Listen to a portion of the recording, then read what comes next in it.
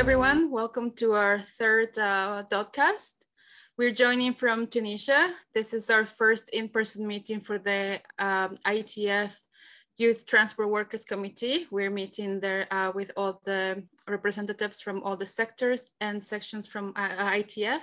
And we have two brothers that they sit with us in the committee.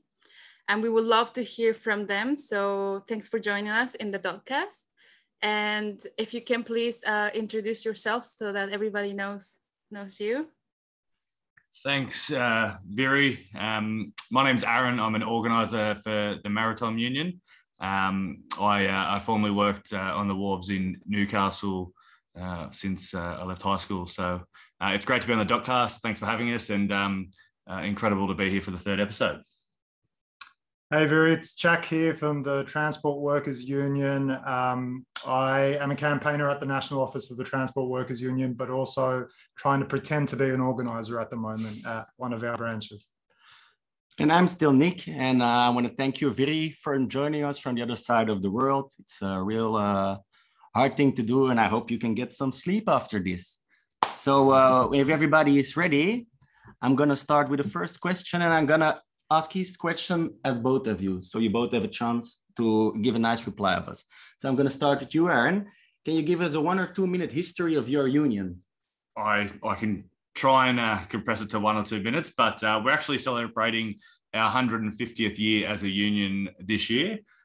So we're a union that was made up of dock workers and seafarers and various other parts of the maritime industry. We've got a really great history, I think. There's some major disputes and fights that we've had over the 150 years of the union that have always been of a progressive nature and supporting workers both in Australia and internationally. So at times we boycotted vessels that were supplying apartheid South Africa. We assisted and took action directly in Australia to support the independence of Indonesia. We've supported people in East Timor or Timor-Leste. So there's been some great work done by dock workers and seafarers throughout our history. That's been some good left progressive trade unionism in both Australia and internationally. That's a really nice and fine sketch. Sounds very militant, sounds very activist. I like it a lot. So I'm going to ask the same question to you. A small brief history of your union. Yeah. So the Transport Workers Union was founded around about the late 20th century. We were actually an amalgamation of different unions who represented gig workers at the time. These were like self-employed horse and cart operators. There were people who had no work rights. They were told that they were their own business and that they didn't deserve a union or to bargain collectively. The reason I point that out in our history, because a lot of my work revolves around the gig economy for our union, so something I'm really proud about. But of course, we've got a long history of industrial militancy, and today we represent the workers in the road transport and aviation industry. Well, thank you. Thank you for sharing some of the history of your unions. You know, I was listening to you guys speaking on the sessions that we listened throughout our meetings, and I felt like very empowered and inspired by all your stories. You guys are very militant and very activist, very active in your union. And I would like to ask you, what would be for you guys the one reason a young worker should be active in your union? Because you are very active, but what would be the message to give to our listeners? I'll go first. I'd say young workers have unique issues, and if we want to address those issues, we've got to unite and make sure we have the power to change things for us now and in the future. That can mean a lot of things, and I won't get into all the detail. You know yourself, Viri, we spent 3 days talking about all the unique issues we have as young workers. But it's that general principle that if we want change for young workers, we need to unite and be active. Yeah, I have to agree completely with Jack. The way the world is changing now, the way that the world of work is changing, how it's delivered, how it's administered, and how it's done with the introduction of technology and digitalisation, particularly. means that things are going to change. And if young workers aren't the ones leading these changes, then we don't take the horse by the reins, for lack of better words, and shape what our future looks like. It'll be left to bosses, it'll be left to governments, and it won't be done in the interest of the working class or young workers generally. So now's the time to get active. Yeah, all right. I can't agree even more with what both of you guys said. It shows us that it's an essential and a crucial moment for young people to keep joining trade unions, because we're getting more globalized, we're getting very hard hit by multinationals who don't always like to follow the rules that we like to set up for them. So yeah, next to only the importance of young people, like, was there a specific reason, I'll start with you, why you joined your union? When I started on the waterfront, everybody was part of the union, but I also grew up in the port suburb of Newcastle, and there was a strong union culture there. So it was always just a given that you start on the waterfront, you join the union. But it's because of often of inspirational leaders that we've had in the past, and the activism and the political direction of our union was something that inspired me not only to join but to be active within it and to seek to take change within the world that we live. Nice. Those are some pretty legit answers. So what's your take on it, Jack? Yeah, I mean, I can really connect with Aaron's experience, but I'd say the real honest answer for me was I joined my union because I was asked. And it's that is the biggest reason why people often don't join the unions in Australia. They are never asked, which I think is really telling, particularly when we talk about how to reach and communicate with young workers. How I became active in my union was really a process of education for me, in that one, we generally, as I believe as human beings, have basic principles around the need to ensure fair and equitable societies, and having those through the mentorship of some people around me at the time, connect that with trade unionism is what made me a really passionate and active trade unionist. Yeah, I couldn't agree more with Jack on the point of young workers just being asked to join unions. That's been my experience, particularly as an organiser, when we've been trying to organise new sites that have a lot of young workers who had never been part of a union. Just simply asking them and explaining to them what a union is often enough to get people to join, and then it's a process of becoming active as they develop their union experience. Yeah, it emphasizes and it shows how important it is to have the human contact, of course. So right. Yeah, I'll give the floor to you, Gary. Yes, I was just going to comment. In my union, we always talk about recognizing activists and coming to them and recognize who is your core group. And from that core group, you recognize who are the workers that are more active, or who are the ones who might have strong suits that can help us build and strengthen our union. And again, like from listening to you guys, I'm like, that's why they're here, because I heard about the organizing job that you guys did. I was listening to both of you, and I can tell that you are putting all the work and you're super active again. And thank you for bringing that up. You were asked to join the union, and I feel like this is a good thing for our young workers to listen to, that maybe don't wait to be asked, maybe go and approach your leaders and maybe ask them the question, how can I be involved? Maybe we should approach our leaders and say, we need to ask our young workers, but maybe we should now take the initiative to say, hey, I need to get involved. And again, from listening to your stories, I'm sure you guys got challenges that you faced as a young worker. Just wanted to ask you, how do you overcome those challenges? And if you can share that, because I feel like it's also important for us to learn from how you deal with those challenges, so that, if we're faced with the same thing, maybe we can have more of a incentives to keep the fight. The biggest challenge for me as a young worker, I started work at 14, and if I'm technically a young worker, it continues till now, I would say was precarious work.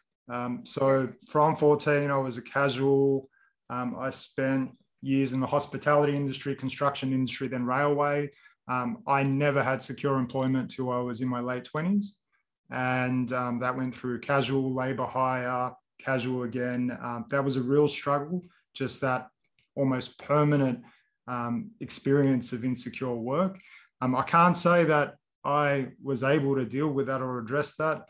We attempted to get active in our unions at the time, but I think we really struggled to address the issue of insecure work, and it continues to be so pervasive today, which I think is why it's so exciting to be a part of this youth committee, because it's such a focus of the work and the number of streams that the youth committee at the ITF is working on. Yeah. I agree. It's a great thing to be part of this youth committee because it does provides a lot of inspiration, and one of the challenges that I see young workers facing is this. I guess it's an implied level of intimidation that they often see from their employers.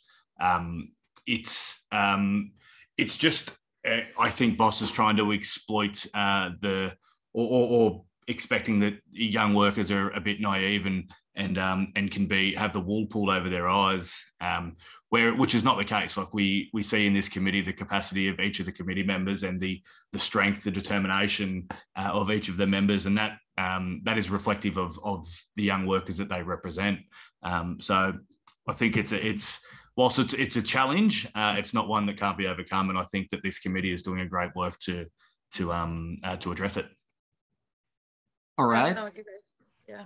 That sounds pretty legit. So when we are talking about the importance of the young people, like feeling strong, believing in their own power, don't be intimidated by the bosses, those are pretty easy for us to say things. It's easy for us to mention to the young people. So let's be a little bit corny. How can we try to learn the youth what that they can learn from past generations? Like, I'm pretty sure that the older generations who made the pathway free to be where we are, in your opinion, I'll start with you, Aaron. Is there something that you can say about how do we learn from the past generations as young transport workers? I think knowing the history of young transport workers is definitely, like, it's vital in our experience, particularly at a job level. And we see that the ITF was set up, what was it, 100 and I'm gonna say 20 something years ago, I think. So yeah, I think what we should learn from the initial setting up of the ITF is that it was done, and we did this exercise throughout the last few days as a committee. It was done for the same reasons that we still fight and are interconnected today. It's because solidarity is power, action is power, and that all of that together gives us the strength to be able to take on massive employers. So there's no point reinventing the wheel. We know what works. It's union solidarity and collectivism and direct action that gets outcomes. And so I think young workers can see the tactics of the past and the strategies of the past, adapt them to work with what works for us as young workers today, but we certainly should be learning from them. Yeah, I really like how you compare it. Like, we should not reinvent the wheel. It's a great way. That was a very good point. Yeah, it's a great way to approach it. What's your view on it? Yeah, I completely agree with everything Aaron just said. I would just say that history really underlines the importance of youth focus in unions, right? Because essentially no union exists today and no union has thrived in history without strong youth growth, strong youth representation. And we just spent the last 3 days in Tunisia, which is seeing the fastest growing union youth membership in the globe at the moment. And there's no coincidence that we were sitting in a room with leaders of the union all under 35. There was 3 of them there in the room with us. So I think there's something in that for us to all take away. If we're looking at how we bounce back as a movement and how we continue to ensure our sustainability into the future, it has to have youth at its heart. No, I again totally agree, and this is why it's very important to have these platforms for us to just discuss and then bring up all these points that not everybody has access to all this information, or maybe some young workers can just not feel like well, again, like you said, like Tunisia, there's just starting to be growing, right? So a lot of unions around the world don't even have youth movements, or don't have the participation of the youth. And this is what we want to do with this Dockast. And our one of our last questions for you guys is, you have any advice on how to thrive as a trade unionist? Like, you know, all these questions get kind of linked to the history and how to be an active, but any advice? And then before we do that, I will also like, after, if we have time, to ask you a little bit of your work in the campaigning with your the gig economy and any other projects that you have to share with us. Look, I think the best way to thrive is to just be active, just get out there and do it. Look, it can be a little intimidating at times, I think, for some young workers. It's a bit, it may be different to what they've done in the past, but just walk headfirst into that vulnerability and trust in your comrades and the people that you work with and the other young workers around you.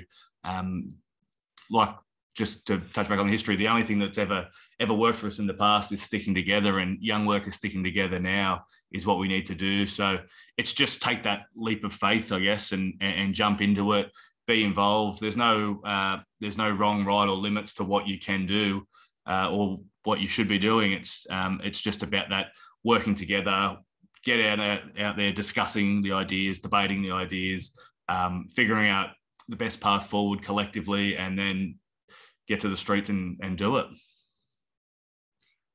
Yeah, I would say the most important thing, I think, for any trade unionist, be them a member, a delegate, an official, or even a supporter, is to recognise that each and every one of us has to be an organiser and has to be an educator in our own ways. That is how we grow as a movement. It's everyone taking that responsibility and that challenge on every single day in their lives, in their families, in their communities, and helping us build a strong movement into the future. And going to the point that you said, everybody has to be an organizer. Would you like to share some of your organizing job? Because I know you organized the gig economy, and then your story about the organizing job work that you have done. I think it applies to everything. It doesn't just apply to the gig economy, but we can take all of that. And one thing that you mentioned during your presentation is that you, the people who you were organizing didn't even speak English, and you had to go to where they were hanging out. And it was basically the one-on-one communication. So sometimes I feel like personally that a lot of, when I think about organizing, I think like about, oh, I need to learn all these things, which is, it goes to basics, to just talk to people, right? To just get them together and to talk to them, and then just kind of have a normal conversation. It doesn't have to be so technical or so, you know, something that might make a young worker be scared that we don't have all the knowledge, or we might not be able to answer all the questions. But if you can share some of that, if we have time for doing that. Yeah, look, it's hard to throw just kind of universal themes or a recipe of how to organize. But if there were general things, I would say one of the most important things for me as a really young, and I said before, pretend organizer, has been to really listen to both those in the movement who do have the experience and really take what we can from that, but also listen to, and particularly in this context, the young workers we're trying to organize.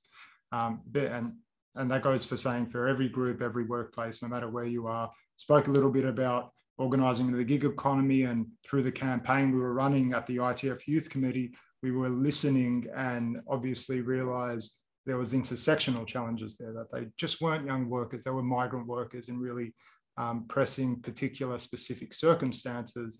And then that altered the whole organising approach. So listening for me would be the most important thing. Yeah, I think that's been my experience as well. Listening is key to organising. Also, just being honest and upfront as well, and building the trust amongst the people that you're working with and trying to organise, and which is just being a good trade unionist, right? We're going to be honest with members and potential members about what the reality of the situation is. Have that discussion, and always be always be looking for the collective solution to the issues that come up. So I think listening's the key first step, certainly for every organiser and every member. That's 100% true. I can't agree even more, just like with the last questions. And talking about honesty, as you said, being true to yourself, all those kind of things. Before we round up and before we say goodbye to the viewers and before we finish our third episode, I wanted to ask you both, one by one, is there something that you want to share with our viewers about stuff happening in the world, actual facts that are happening that people don't know, things that are happening that are very unjust in your eyes, but that you want the world to know about, that you want young people to learn about? I'll start with you, Aarin. Is there maybe something that you think that we should share with the world before we end this episode? I think that probably one of the most important things that we should be looking at is the way that the world is slowly being reshaped. And I touched on it at the beginning of this, but the introduction of automation and digitalisation and the destruction of traditional methods of work, I think it's taking place now. There's a transition happening, be it in the way that work is done or away from fossil fuels and other sorts of carbon heavy or emissions heavy transport options. And we should be making sure that as young workers we take the bull by the horns and really shape it for the way that's going to work best for us, and that will mean organising across industries and across sectors and right up and through the entire supply chain, linking workers, building solidarity, building power, and then winning. That's exactly what I was hoping for, that you would share with us something about the supply chain, because it's becoming more and more important. And as we know, it isn't going very smooth at the moment. There's a lot of congestion happening. There's difficulty to fill in certain job positions. So I'm really glad that you mentioned this. On your side, Jack, is there something that you want to share with the world before we end the recording? With the world. I just want to pick up definitely supply chains, also sustainable transport, which Aarin mentioned in there. I might add to that the future of work and the way that innovation is being used to break union power. Right, just so you know, this is a podcast. People can't see the air quotes you did with your hands. Oh, really?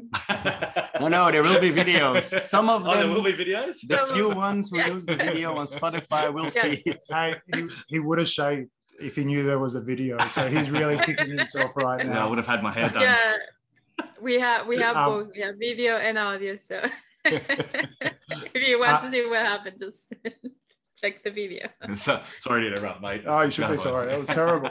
No, but in all seriousness, we as a trade union movement are being faced with new technology, but it's not new technology that's improving our lives. It's actually seeking to divide us, seeking to individualize us, and seeking to break our collective power as a working class and as a society. That is really the gig economy. I think it's one of the biggest existential threats, not just to the future of work, but the future of trade unions in work. So I think, again, it makes a lot of sense why the Youth Committee is taking on the challenge in fighting for gig economy workers and fighting for a future of work, even with a gig economy that unions can control and workers through unions can control.